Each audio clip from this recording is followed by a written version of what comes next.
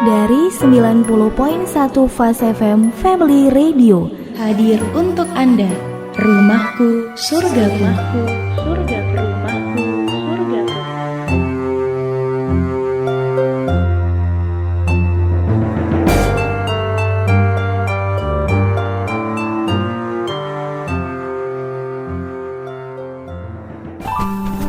Assalamualaikum warahmatullahi wabarakatuh.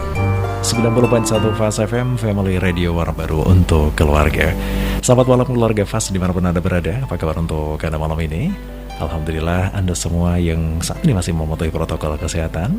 Tentu kita doakan kita semua senantiasa diberikan kesehatan lahir dan batin ya. Alhamdulillah juga di malam ini kami bisa hadir menjumpai Anda kembali dengan program kesayangan kita semua, Beti Jannati, Rumahku, Surgaku. Untuk edisi malam ini Selasa 15 Februari 2022 bertepatan juga dengan tanggal 15 Rajab 1443 Hijriah. Saatnya kita ngaji bareng, sharing bersama beliau, Gus Yusuf. Anda bisa mendengarkan di 90.1 Fast FM atau juga di live streaming kami, dan juga di media sosial yang kami punya, atau di YouTube channel kami, Fast FM Magelang. Di malam ini beliau Gus Yusuf telah hadir di studio Fast FM. Kita sapa terlebih dahulu. Selamat malam Gus Yusuf. Selamat malam Dimas, juga keluarga Fast yang ada di Magelang dan sekitarnya. Tentu yang setia di 90.1 Radio Fast FM, juga keluarga Fast yang ada di manapun, yang gabung di channel YouTube kita, di saluran sosial media kita. Alhamdulillah kita dalam keadaan sehat dan semoga keluarga Fast juga sehat ya. Amin, amin ya rabbal alamin. Ya, untuk kata keluarga Fast nanti Anda bisa memanfaatkan di layanan yang kami punya di 314330 untuk bertanya langsung atau mengikuti sesi phone live. Tambahkan kode area 0293. Kemudian untuk WhatsApp-nya Anda bisa sampaikan di 0815 7870 9640-nya. Keprihatinan kita muncul lagi Gus di tengah dari masyarakat yang kemarin sudah begitu happy, dan bahkan saking happy-nya sudah tidak pakai masker juga. Dan akhirnya sekarang kita harus menelan sebuah kenyataan yang ya ini menjadi satu pukulan bagi kita untuk tetap menjaga yang namanya protokol kesehatan. Magelang, khususnya Kabupaten Magelang, kembali ke level 3 ini Gus. Bagaimana tanggapan Gus Yusuf? Iya, tentu kita harus kembali waspada lah, bahwa pandemi ini belum berakhir. Ini muncul lagi yang namanya Omikron, justru penyebarannya lebih cepat. Maka protokol kesehatan harus kita indahkan lagi, kita tegakkan lagi. Yang kedua tentu juga bagaimana kebiasaan kita dulu, kita harus kita mulai lagi untuk menambah imunitas, menambah kekuatan tubuh, vitamin. Ini juga harus mulai kita biasakan lagi, karena ya jujur aja kita kemarin udah mulai agak longgar gitu loh. Rasa-rasan ngombe jamu gitu loh. Dulu yang kita berjemur ke Karing, sekarang juga udah nggak lagi. Nah ini padahal inkubasinya juga semakin cepat dengan cuaca yang seperti ini hari ini kan, yang musim hujan. Nah kalau batuk, pilek, nah ini memang indikasi yang kuat ke sana gitu loh. Nah, meski kita juga tidak perlu terlalu panik, tidak perlu terlalu takut, karena ke depan menurut saya juga Omikron ataupun ini kan akan menjadi flu seperti flu biasa ya. Seperti flu biasa ke depan. Tentu setelah semua masyarakat melakukan vaksin. Jadi saya berharap teman-teman yang belum vaksin harus segera, karena hari ini juga ternyata masih banyak kan, baru 70 sekian persen. Berarti masih 20% lebih masyarakat kita yang belum vaksin. Nah ini menurut saya segera. Nah katanya udah vaksin ya tetap kena lagi. Iya, tapi ketika kita sudah vaksin maka resikonya lebih kecil. meskipun kena tapi insya Allah tidak akan fatal gitu loh. Karena sudah ada tambahan imunitas tubuh tadi. Syukur setelah vaksin 2 kali tidak kena. Amin. Atau bahkan beberapa sekarang sudah ditambah lagi dengan booster kan, vaksin yang ketiga. Ini menurut saya sudah mulai jalan, terutama untuk teman-teman yang aktivitas di luarnya tinggi ya. Banyak aktivitas di luar, banyak bersosialisasi, maka perlu segera mendapatkan booster itu. Ya, kita tetap ikhtiar dan kita terus berdoa agar semua diberikan kesehatan, diberikan kekuatan lahir batin, dan pandemi ini segera berakhir. Amin. Ini yang kita harapkan. Amin ya rabbal alamin. Baik, terima kasih Gus Yusuf dan untuk keluarga FAS. Sekali lagi mari kita tingkatkan protokol kesehatan. Kita imbau untuk Anda tetap gunakan masker, jangan lupa untuk jaga jarak, kurangi mobilitas jika memang tidak diperlukan. Jadi malam ini seperti biasa kami untuk keluarga FAS yang akan bergabung bersama kami. Di malam ini seperti biasa kami akan juga membacakan beberapa surat yang sudah masuk di redaksi Baiti Jannati Termaku Surgaku, di mana malam ini Anda cukup berbahagia yang sudah terpilih suratnya dan kami bahas untuk Anda. Sekaligus ini mewakili dari keluarga FAS yang lain yang ada di rumah dan dimanapun berada. Dari Bapak Ardianto di Ngerukem, kami bacakan untuk Anda dengan tema Ibu Mertua atau Ibu Kandung.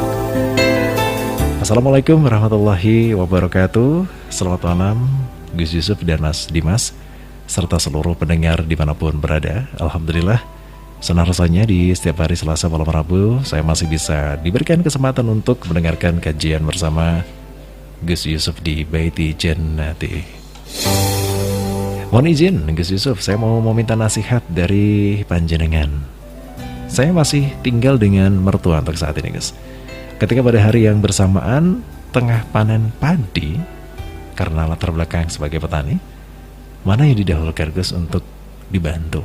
Apakah ibu kandung atau ibu mertua? Nah, atas jawaban yang diberikan kami ucapkan banyak terima kasih.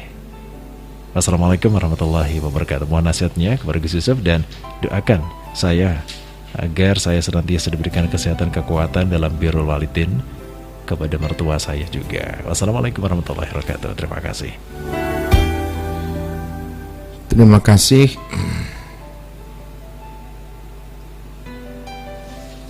Mas Ardianto ya, yang ada di Ngerukem.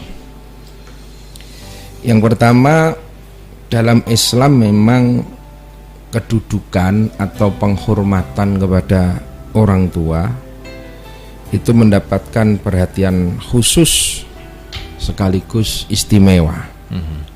Secara tegas Allah memberikan ketetapan hukum syariat yang menjelaskan dalam satu firman-Nya, wa qadha rabbuka alla ta'budu illa iyyahu wa bil walidaini ihsana. Jadi Tuhanmu telah memerintahkan supaya kamu tidak menyembah selain Dia, illa iyyahu wa bil walidaini ihsana.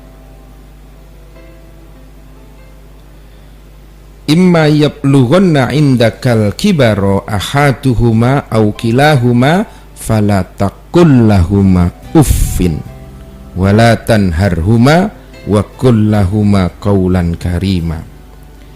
Jika salah satu di antara keduanya atau keduanya itu sudah berumur lanjut,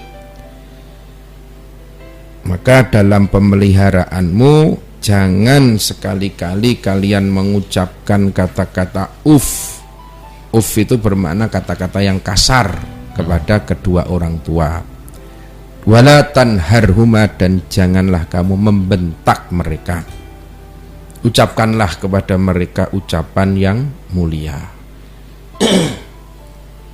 Dalam ayat tersebut Allah meletakkan perintah untuk berbakti kepada orang tua itu setelah perintah tauhid, mengesakannya. Jadi alla ta'budu illa iyyahu wa bil walidaini. Ini menunjukkan betapa pentingnya birrul walidin. Jadi setelah Allah, orang tualah yang harus kita muliakan, yang harus kita taati, yang harus kita hormati, itulah. Bahkan dalam satu hadis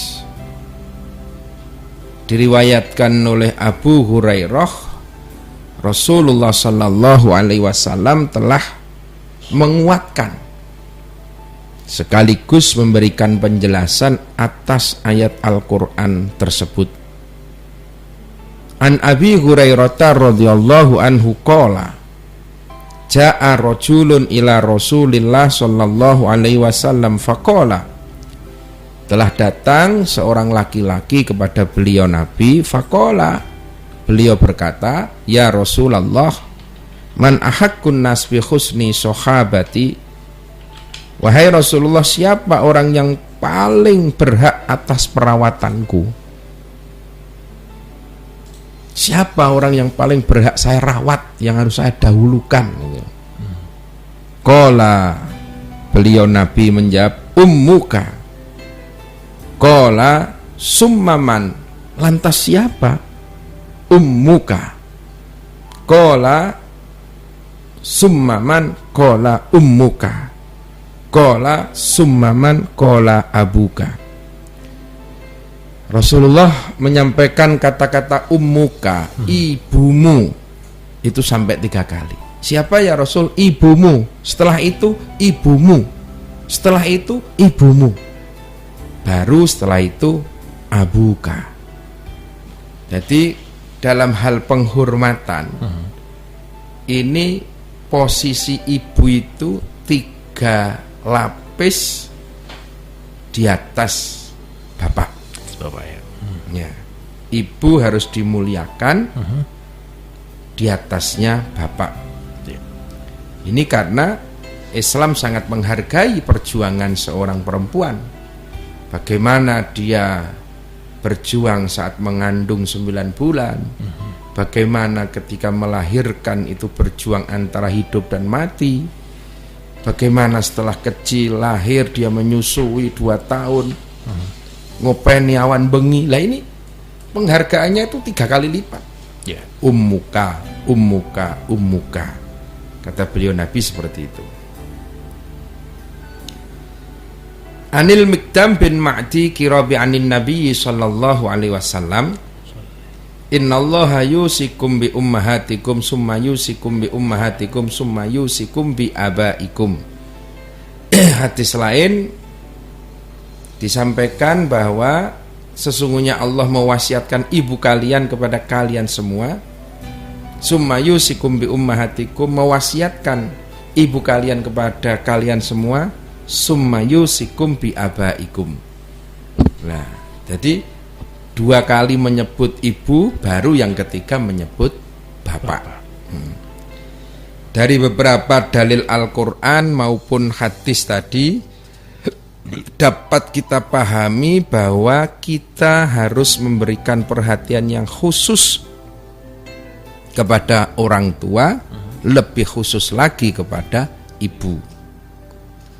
Selanjutnya, setelah kita bisa menghormati, merawat ibu orang tua, summa bil akrobi fal akrob, baru kepada kerabat dan kerabat yang lain. Nah, kalau terkait pertanyaan di atas tadi, antara ibu kandung dan ibu mertua, siapa yang harus didahulukan? Nah, kalau menurut hadis tadi tentu ibu kandung. Sedangkan ibu mertua itu masuk dalam kerabat yang ada pada urutan al-akrobu fal-akrob. Jadi setelah ibu, bapak, kerabat. Itu kalau kita memahami dari hadis dan ayat Al-Quran tadi. Mertua itu setelahnya ibu, bapak. Tetapi menurut hemat saya, itu tinggal tergantung kebutuhannya. Kalau hari ini jenengan panen, Sementara yang lebih urgent hari ini adalah ibu mertua. Contoh, ibu mertua butuh biaya untuk perawatan di rumah sakit. Sementara ibu kandung alhamdulillah sehat. Ya kalau Anda punya rezeki, ya dahulukan yang lebih membutuhkan, gitu. Dahulukan yang lebih membutuhkan. Jadi secara normatifnya seperti itu. Kalau secara syar'inya sama-sama posisinya ya ibu kandung tentu. Tapi kembali lagi tinggal tergantung kebutuhannya. Siapa yang harus kita prioritaskan itu loh. Kalau ibu kandung alhamdulillah sudah tercukupi umpamanya. Ya sementara ibu mertua ini butuh untuk memperbaiki rumah, butuh untuk apa, ya tidak ada salahnya lah diberikan kepada ibu mertua, karena memang yang lebih membutuhkan saat itu.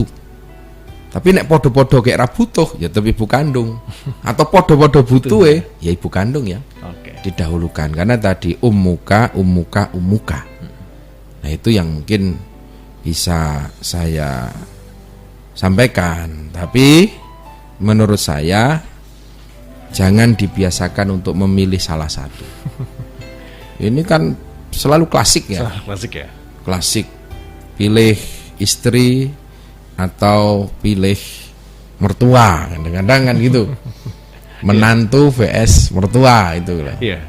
Pilih ibu atau pilih mertua. Pilih kakak atau pilih ayah, pilih. Lah ini menurut saya kita bisa mengkondisikan lah. Jadi tidak harus kita memilih salah satu, tetapi bagaimana kita menghormati, kita merawat kedua-duanya. Ini karena hakikatnya mertua itu adalah orang tua kita juga. Jadi posisinya sebetulnya secara secara hukum itu juga sama, menjadi orang tua. Kita tidak batal wudunya bersentuhan dengan mertua. Itu kan juga berarti sama posisinya dengan ibu kandung kita. Ya, terima kasih. Baik, terima kasih Gus Yusuf, dan untuk Anda Mas Ardianto di Ngrukem, kau ucapkan selamat malam dan terima kasih untuk gabungnya di sebelah merupakan satu Fas FM. Ini semoga saja mewakili dari beberapa keluarga Fas yang dari beberapa pekan lalu atau bahkan beberapa bulan lalu sempat memendam rasa mungkin ya antara ibu mertua atau ibu kandung yang harus diutamakan gitu. Lantas bagaimana Gus sebenarnya sikap seorang menantu ini terhadap ibu mertuanya ketika seperti posisi Mas Ardianto ini jadi satu dusun ini kan, jadi satu memberi tentu ya satu harus diberi juga nih. Satu kasih oleh-oleh buah jeruk ya satu juga kadang-kadang harus seperti itu. Ya menurut saya bagaimana kita menjaga perasaan kedua-duanya lah. Menjaga perasaan. Ya bukan justru membeda-bedakan. Meskipun ya tadi tuntunannya kalau memang harus memilih ya ummuka. Tetapi bagaimana agar kita bisa menjaga kedua-duanya. Karena sekali lagi pernikahan itu kan tidak hanya menyatukan antara dua manusia atau satu pasang. Tetapi hakikatnya pernikahan itu adalah menyatukan dua keluarga. Dua keluarga itu loh. Bagaimana kita bisa berbakti kepada ibu bapak mertua, sementara istri juga begitu. Harus dengan ikhlas melayani ibu kita, orang tua kita. Adik-adik kita juga sama. Ini menjadi tanggung jawab keluarganya istri, begitu pula keluarga kita. Ini sudah menjadi satu, menjadi satu keluarga besar. Nah itu barulah tujuan pernikahan akan tercapai, untuk mengumpulkan dua keluarga. Jadi sekali lagi pernikahan itu bukan hanya antara aku dan kamu, antara dua pasang, dua anak manusia, laki-laki dan perempuan. Tetapi pernikahan adalah menyatukan dua keluarga. Ini yang harus dipahami bareng-bareng. Baik, terima kasih Gus Yusuf dan untuk keluarga Fas yang baru saja bergabung di 90.1 Fas FM. Atau juga untuk kalian yang sudah menyaksikan di YouTube channel kami, Gus Yusuf Channel dan juga Fas FM Channel, kami ucapkan selamat malam dan terima kasih. Silakan untuk kalian yang akan bergabung di 0293 314330 atau juga di WhatsApp di 081578709640-nya. Kami nantikan atensi dari Anda. Ya, ada keluarga Fas yang akan bergabung di sesi phone live kami buka untuk Anda. Assalamualaikum Fas FM. Waalaikumsalam. Ya, dengan siapa? Di mana Ibu? Ibu di teman. Ibu Aini. Iya. Ibu. Ya, monggo Bu. Yes. Terus ini ibu saya kan sedang menjalani masa idah. Ya. Saya niki nyuwun pitedah bagaimana nanti tata caranya pas ibu saya pertama kali keluar rumah, dan doanya gitu, gimana doanya gitu, yang pitedah gimana tata cara dan doanya gitu. Ya. Sama khusus ini ibu saya tuh kok tanya sama saya, nek tawasul ki apa ngaten lajeng itu takut itu sekali. Oh ya. Atur suwun, assalamualaikum. Waalaikumsalam warahmatullahi wabarakatuh. Jadi memang ketika suami itu meninggal, maka istri itu ada kewajiban yang namanya iddah. Iddah itu berdiam di rumah tanpa bersolek berdandan, tanpa keluar rumah dulu, arba'ata ashuri wa asyra, selama 4 bulan lebih 10 hari. 4 bulan lebih 10 hari itu wajib tinggal di rumah dulu. Nah nanti kalau sudah selesai, ya monggo kembali beraktivitas lagi. Ibu sakit sholat di masjid, bisa sholat di musola, bisa hadir di pengajian, bisa hadir di walimah, undangan, mantenan, macam-macam. Atau ke pasar, silahkan. Setelah selesai 4 bulan 10 hari, arba'ata asyuri wa asro. Ini yang namanya iddah. Ini penting karena iddah ini menjadi upaya menahan diri dan mendoakan kepada almarhum suami kita. Nah, maka ini syariat yang ditinggalkan oleh beliau Nabi yang harus kita laksanakan. Sekarang banyak masyarakat kita yang menyepelekan gitu. Iya, Gus. Ditinggal situ garwane oleh setengah wulan wis kondangan. Sak wulan wis teko nanggon khitanan, itu kan. Itu namanya menyepelekan terhadap syariat. Iya. Itu merugikan jenengan pribadi, juga suami yang ada di alam kubur. Itu nanti akan diminta suami itu pertanggungjawabannya kepada Allah. Bojomu iki piye mbok kandhani apa ora? Bojomu mbiyen mbok didik apa ora? Ini suami yang meninggal yang akan diminta pertanggungjawabannya. Maka kita dukung bagaimana menjalankan iddah sebaik-baiknya. Kecuali kalau memang ada uzur.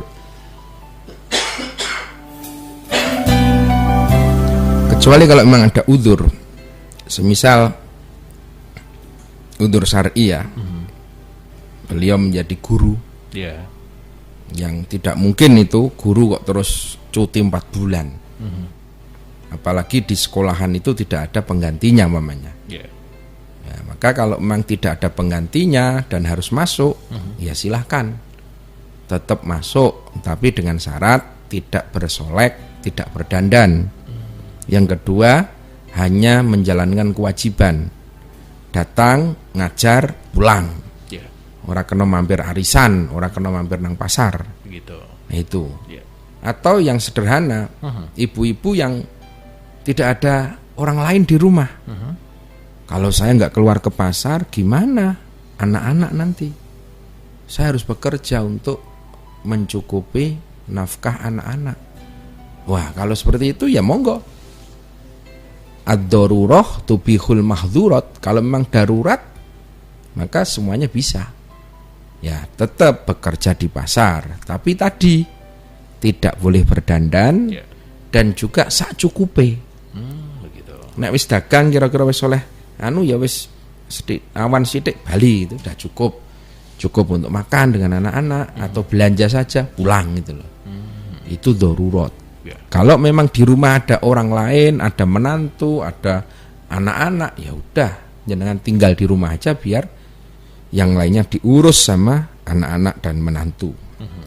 Itulah yang namanya iddah.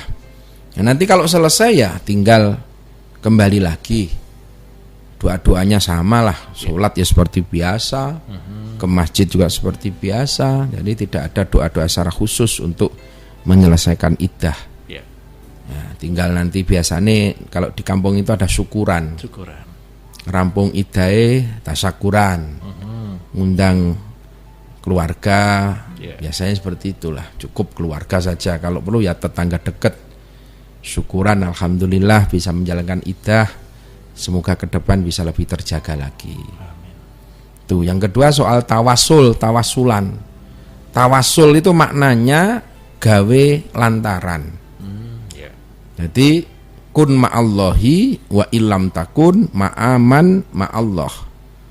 Kamu kepingin mendapatkan kebahagiaan, ketentraman hidup, dunia dan akhirat, ma'allahi, bersandarlah kepada Allah. Wa illam takun, kalau kita tidak bisa langsung kepada Allah, karena kita merasa kita ini banyak dosanya, kita ini orang kotor, ya ma'aman ma'allah, maka bersandarlah kepada orang-orang yang dekat kepada Allah. Itulah tawassulan, baik kepada yang masih hidup ataupun yang sudah meninggal. Dekat dengan para ulama, dekat dengan orang-orang solih, itu akan menghantarkan kita dekat kepada Allah. Berdoa di makam makbarohnya para aulia, sampai ke makbarohnya Rasulullah Sallallahu Alaihi Wasallam, itu tawassulan. Kita ziarah ini bukan minta kepada ahli kubur, apalagi menyembah kubur, tapi itu hanya perantara. Sunan Kalijogo, Sunan Muria, panjenengan ingkang dados kekasihnya Allah, melalui berkah panjenengan, wasilah panjenengan, mintakan kepada Allah agar kami diberikan ketentraman, agar kami diberikan kesehatan oleh Allah, agar cita-cita kami dikabulkan oleh Allah. Bibarokati auliaik, dengan berkahnya para kekasih-kekasih Allah, dengan wasilah para kekasih-kekasih Allah. Jadi wasilah itu bangun koneksi lah kalau bahasa sederhananya. Wong kita ini mau ketemu bupati saja, kalau nggak punya koneksi khusus juga sulit kan. Maka mungkin kita minta tolong Pak Camat minta tolong Pak Asisten minta tolong siapa, baru bisa ketemu bupati. Apalagi singgawi bupati, apalagi kepada Allah. Maka kita butuh wasilah, termasuk dengan membaca Fatihah. Kita hadiah Fatihah dulu, itu kan nyambung kabel. Ila ruhi siapa, ila ruhi siapa. Terus yang jelas pertama tentu kepada ila hadratin Nabil Mustafa Muhammadin sallallahu alaihi wasallam wa ala alihi wa ashabi wa dzurriyyatihi. Al-Fatihah itu. Wa ila sultanil auliya Syekh Abdul Qadir Al-Jailani wa imamil arba'ati. Al-Fatihah. Wa ila jami'i masyayikhina, guru-guru kita. Wa ila jami'i orang tua kita, siapa-siapa sebut Al-Fatihah. Itu kan bangun kabel. Ya, setelah kabelnya itu terbangun, nyambung kabeh, baru doanya kita luncurkan. Koneksinya udah nyambung semua. Wow, kadang-kadang orang begitu loh, Allah itu dekat kok, kita tinggal menyampaikan pasti datang. Iyalah, kita harus ngaca, kita ini siapa gitu loh. Ya percaya diri sih boleh, tapi juga bablasan itu loh. Allah memang maha mendengar. Maha mendengar Iya. itu loh. Tapi kalau kita melalui kekasihnya Allah, Iya. ya itu pasti akan lebih nyampe gitu loh. Maka kita bisa wasilah bacaan sholawat kepada Rasulullah, wasilah tahlil kepada para aulia, wasilah manakib terhadap Syekh Abdul Qadir Al-Jilani, macam-macam lah wasilah. Itu sebagai perantara yang ujungnya nyampe kepada Allah Subhanahu wa Ta'ala. Ya. Begitu ya. Baik, terima kasih untuk keluarga Fas yang ada di Temanggung. Atensinya di 314330 ya. Kemudian juga terima kasih untuk keluarga Fas yang sudah bergabung di WhatsApp kami. Tak menutup kemungkinan untuk Anda yang akan bertanya bersama Gus Yusuf langsung di phone live, masih kami buka kesempatannya. Selamat malam dari keluarga Fas. Assalamualaikum warahmatullahi wabarakatuh. Ini dari keluarga Fas. Assalamualaikum Mas Dimas. Selamat malam juga. Nyun pangapunten saderenge nih Gus. Namung badhe aturaken ngendikanen bapak kula. Kala wingi malam Rebo bapak kula ngimpi kepanggih salaman dumateng Romo Yai Khudori Gus sekalian ibu Nyai. Bapak ngendika Romo Yai kalian ibu tasih sehat sumringah. Nyun pangarahipun amargi bapak kula menika lajeng badhe kepripun boten mangertosi matur nuwun Gus. Kadah kelepatan anggen kawula matur nuwun agunge pangaksami. Evi Hidayati. Ya, Mbak Evi Hidayati, mimpi ketemu orang-orang solih itu kita maknai sebagai isyarah yang bagus. Amin. Ketika dalam mimpi itu tidak ada perintah sing aneh-aneh. Tidak ada perintah sing aneh-aneh. Ya. Mamanya mimpi kita ini ketemu tadi Kiai Khudori, bisa salaman, saya bisa ngimpi ketemu guru saya. Itu saya maknai bahwa ini saya istilahnya tadzkirah, diperingatkan. Oh mungkin aku rodok kendo ki ngajine hingga guru saya, kiai saya menemui dalam impian.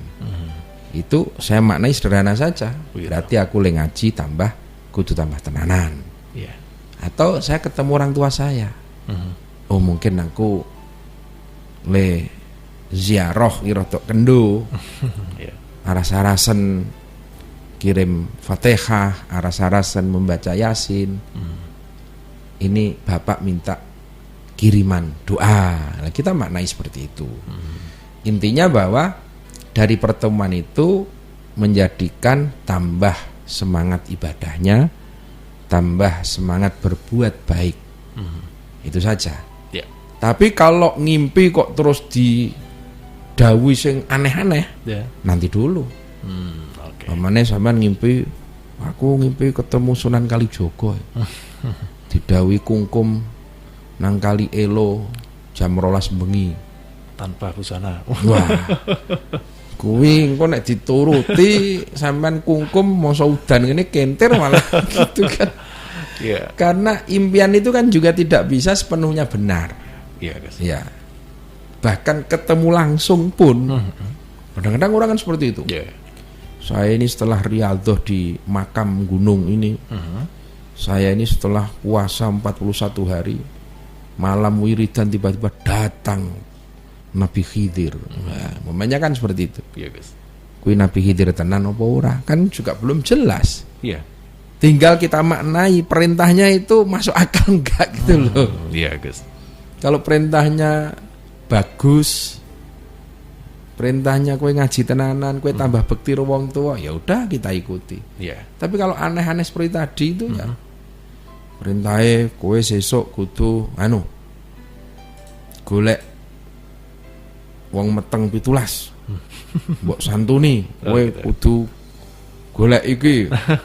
Golek keris nang kene, kowe kudu golek iki nang gunung iki, kowe kudu kungkum aneh-aneh seperti itu wis ora gitu lah, enggak usah gitu diikuti gitu loh. Iya. Karena setan itu bisa mendo-mendo, menyerupai Menyerupai. siapapun. bisa menyerupai Mbah Hudori, bisa menyerupai Mbah Dalhar, bisa menyerupai Sunan Kalijogo, bahkan bisa menyerupai Abu Bakar, begitu. Utsman, Ali, bisa menyerupai Nabi Isa, Nabi Khidir. Yang tidak bisa dipalsukan hanya satu, Nabi kita Muhammad Sallallahu Alaihi Wasallam. Jenengan ngimpi ketemu Kanjeng Nabi, pasti itu benar. Jenengan bisa salaman kepada Kanjeng Nabi, ngimpi salaman, bangun tidur pasti harum baunya. Itu kalau ketemu Rasulullah, itu pasti. Tapi kalau yang lain-lainnya ya bahasa kita baina-baina lah, antara ya dan tidak. Oke. Maka harus dilihat kontennya, isinya apa itu loh. Kalau isinya untuk kebaikan, monggo. Jenengan ngimpi bapaknya ketemu Mbah Hudori, ketemu Bunyai, ya dimaknai saja agar jenengan mungkin lebih rajin ibadah, atau jenengan mungkin sudah lama nggak ziarah ke Tegarejo, bapak ibu, ya monggo diantar ziarah ke Tegarejo. Ya itu baik menurut saya. Ya dimaknai yang sederhana saja. Ya. Begitu. Baik, terima kasih Gus Yusuf, dan untuk keluarga Fas, Mbak atau Ibu Evi Hidayati. Terima kasih untuk kebersamaan Anda di malam ini. Berikutnya juga kami ucapkan selamat malam. Ini terima kasih dari Assalamualaikum, selamat malam Gus Yusuf, nyuwun tambah pangestu Gus. Kalau kalian garwa pun hidup berumah tangga diparingi sakinah mawaddah warahmah. Amin. Imam Yazid. Amin. Ya, intinya kita doakan ya, agar keluarganya bisa bahagia, ayam tentrem. Amin. Yang penting berbanyak syukur lah. Memang kita hari ini dalam situasi pandemi ini butuh ekstra kekuatan ya. Keluarga menjaga keharmonisan di tengah-tengah badai seperti ini. Ekonomi yang sulit, banyak orang sakit, ini ekstra. Kita harus betul-betul kuat lahir batin, ditambahi rasa syukurnya, ditambahi kesabarannya, insya Allah keluarga akan sakinah, mawaddah, warahmah. Ya. Amin, amin, amin ya rabbal alamin. Terima kasih. Berikutnya, ngapunten Bapak Gus Yusuf, mau tanglet dari M. Labib Musolih. Kalau uang haram dicampur dengan uang halal, itu bagaimana Gus? Uang halalnya Gus, apakah juga ikut haram atau seperti apa? Terima kasih. Ya, karena ada perintah Al-Quran, janganlah kamu mencampur adukkan antara yang halal dan yang haram. Itu kan. Kalau yang halal dan yang haram dicampur, maka yang halal itu nanti akan ikut tercemari, akan ikut terkotori. Itu loh. Jadi perintahnya jelas, jangan dicampur antara yang halal dan yang haram. Maka harus hati-hati, itu singkirkan yang haram, jangan dicampur. Nanti kalau itu masuk ke dalam tubuh, menjadi makanan, menjadi minuman, ya maka man akalal haram kosa kolbuhu. Barang siapa yang makanannya haram, itu akan menjadikan hatinya itu keras. Anak-anak akan sulit dinasihati, istri akan berani kepada suami. Itu mungkin karena faktor makanan yang tidak halal. Ini yang harus dicermati bareng-bareng.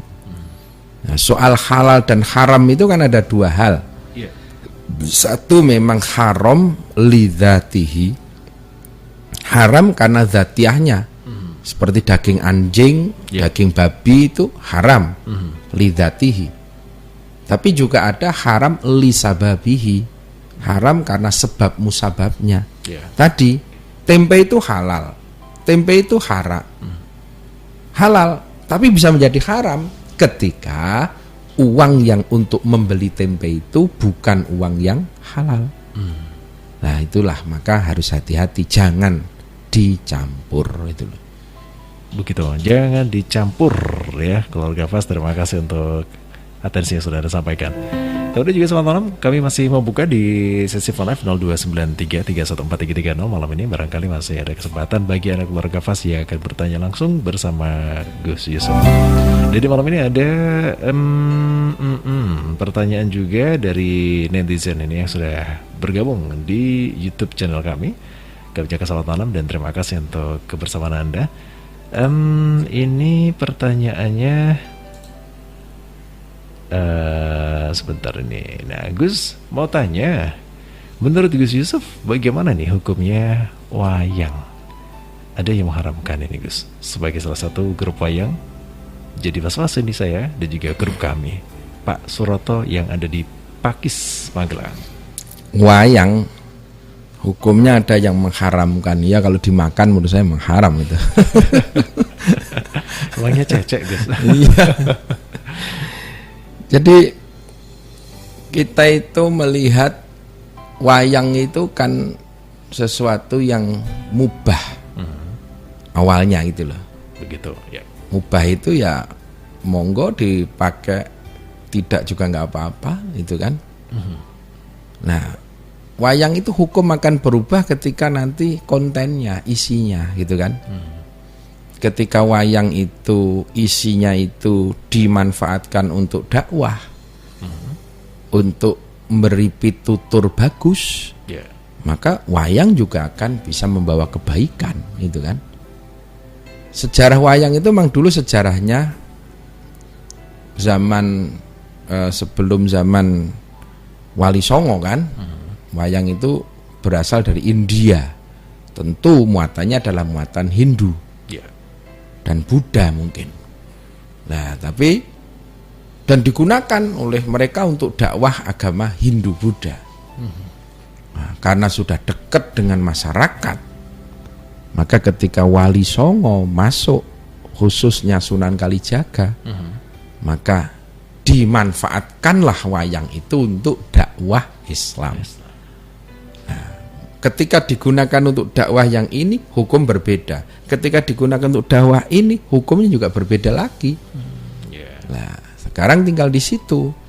Kalau wayang itu untuk pitutur bagus, untuk dakwah, menurut saya akan membawa kebaikan. Dan itu sudah terbukti. Islam bisa berkembang pesat di Republik ini. Salah satunya adalah dakwah melalui kebudayaan. Termasuk di dalamnya adalah wayang. Jadi tidak usah ditanggapi lah. Kalau ada yang mengharam-haramkan, ada yang pengen memusnahkan, itu ya karena memang apa ya, pemahaman keagamaannya mungkin yang memang masih terbatas itu loh. Masih terbatas itu loh. Cara pandang dalam beragama juga mungkin berbeda dengan kita itu loh. Itu yang kita harus pahami itu loh.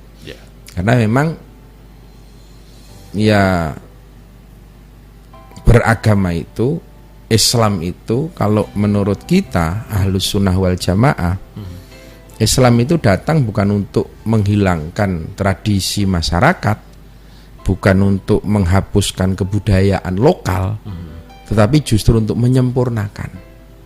Wes wayangane tetep, tapi isine wah ada jimat Kalimosodo itu kan.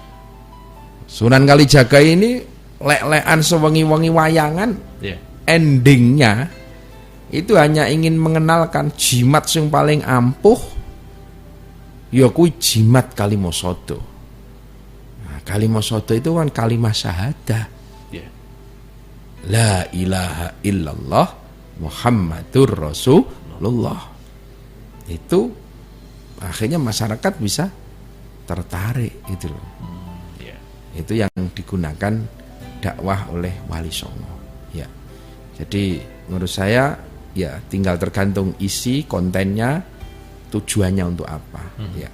Begitu Pak Suroto. Salam juga untuk grup yang ada di sana ya. Tetap membudayakan dan juga ngururi budaya yang ada ya, dengan wayang dan juga beberapa seni yang ada di sana mungkin ya. Oke, kalau berbicara seni kita juga teringat terkarkan di Lima Gunung ya Gus ya. Wah, kemarin presidennya ulang tahun ya. Iya, Tegal Rejo sendiri pesantren kita kan sangat dekat dengan kesenian. Oh iya, Gus. Ya meskipun ini sudah 3 tahun kita nggak wayangan, 3 tahun kita nggak ketopraan, gitu Iya. kan. Karena sebetulnya pesantren Garjo tiap tahun juga kita juga wayangan, kita Ketopraan, juga ketopraan, gitu kan. kesenian lainnya juga ya. Senian lain juga, konser juga ya. Ini banyak yang nanya nih Gus jadinya. Lah iya. Konsernya gimana Gus tahun Nah, ini? tapi situasinya masih seperti ini ya. Kita harus bersabar dulu lah. Ya. Bersabar dulu, kita lihat Iya. situasi ya. Oke, ada satu pertanyaan terakhir di malam ini kami ucapkan selamat malam. Terima kasih dari Bapak Tono yang ada di Magelang. Assalamualaikum warahmatullahi wabarakatuh. Gus Yusuf, amalan-amalan apa saja yang bisa kita lakukan di bulan Rajab ini Gus? Menurut beberapa doa yang sudah dilantunkan setiap hari, saya sangat menangis ini Gus, karena ada beberapa sholawatan yang menyampaikan dalam arti, ya Allah, sampaikanlah saya, pertemukanlah kembali di bulan Rajab, Sya'ban, dan kembalikan besok saya kembali bertemu dengan bulan Ramadan. Iya Gus, terima kasih dari Pak Tono yang ada di Magelang. Terima kasih Pak Tono. Ya, Pak Tono yang ada di Magelang. Jadi memang amalan-amalan di bulan Rajab itu, satu, kita bisa berpuasa ya. Iya, barang siapa yang berpuasa 1 hari di bulan Rajab saja, itu dikatakan akan mendapatkan nikmat bengawan Rajab, yang ketika Anda minum maka Anda tidak akan kehausan selama-lamanya. Jadi Anda sudah puasa belum bulan Rajab? Kalau belum, segera puasa. Itu. Terus juga memperbanyak membaca sholawat, memperbanyak membaca istighfar, zikir kepada Allah, dan juga tentu bersedekah.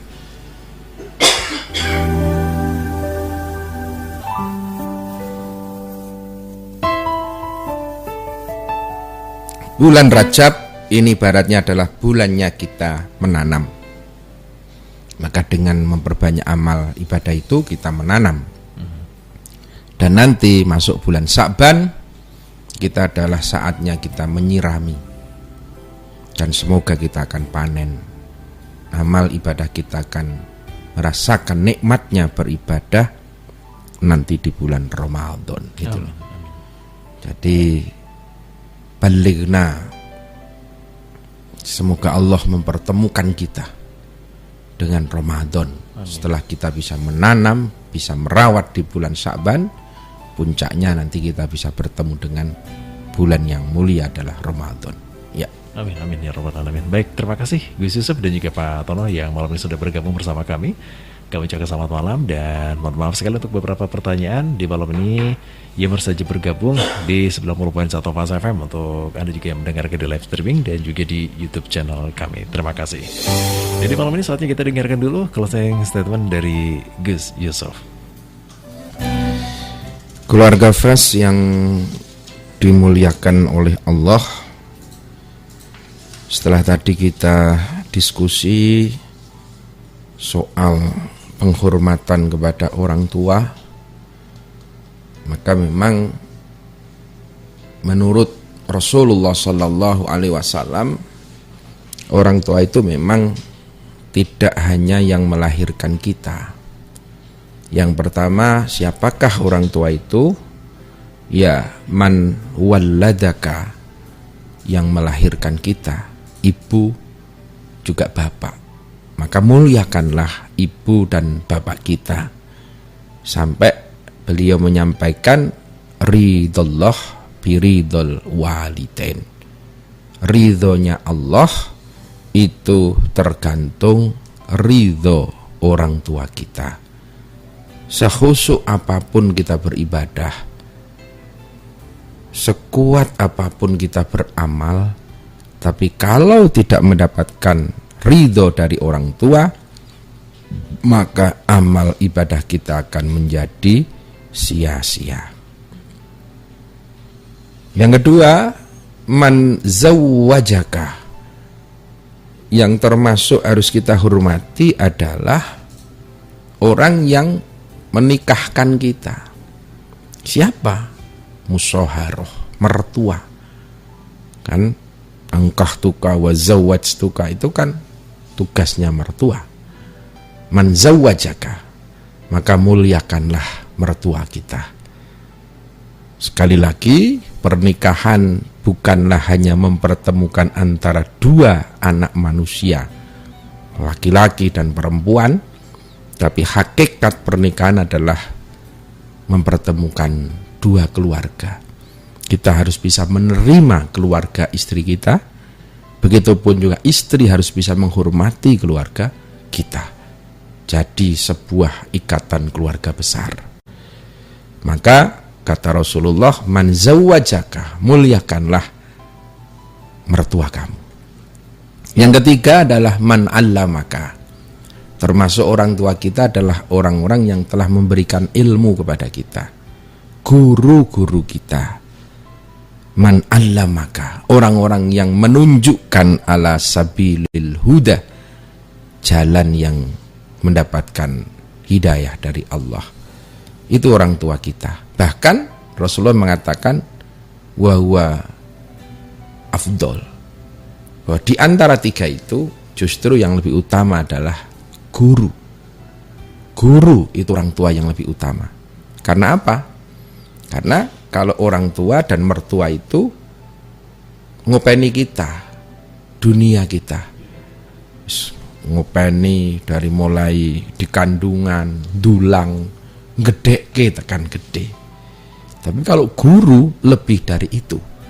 Guru itu yang menunjukkan jalan kebaikan kita, tidak hanya dunia, tetapi jalan menuju akhirat, jalan menuju ridhonya Allah. Maka kalau di antara tiga ini mana yang harus didahulukan, maka man allamaka, orang yang mengajarkan ilmu kepadamu, dahulukanlah. Kata Rasulullah seperti itu. Tapi sekali lagi, saya tidak akan mengajak untuk saling membeda-bedakan satu dengan yang lainnya. Bagaimana kita bisa menghormati, bagaimana kita bisa memuliakan ketiga-tiganya. Orang tua, mertua, dan guru-guru kita.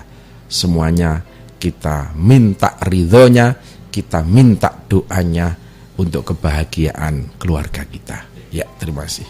Baik, terima kasih Gus Yusuf, dan untuk ada keluarga Fas malam ini sudah mendengarkan di 90.1 Fas FM, dan nantikan program kesayangan ini bisa Anda simak kembali dari 90.1 Fas FM, dan Anda bisa mendengarkan di siaran online-nya setiap hari Jumat pada pukul 10.30 waktu Indonesia Barat. Akhirnya dari Jalan KHC Masyari nomor 7 Pakutan Tegarjo Magelang, kami berdua bertugas mengucapkan terima kasih, selamat malam, dan Assalamualaikum warahmatullahi wabarakatuh.